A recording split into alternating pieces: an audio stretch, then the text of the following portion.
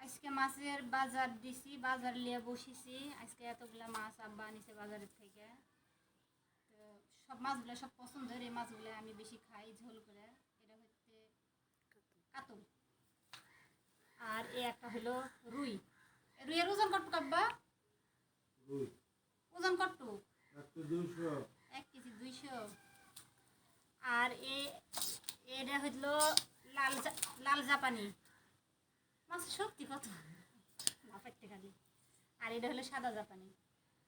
মানে বাড়িতে মাছ নাই, কি বলবো, বাড়িতে একটাও মাছ নাই। এটা তো কাতল জানি, বাড়িতে মাছ নাই, তাই আব্বা কালকে আম্মা বলিছে মাছ এসছে। আমি মাছটা বেশি খাই, তার জন্য আজকে আব্বা এতগুলো মাছ আনিছে।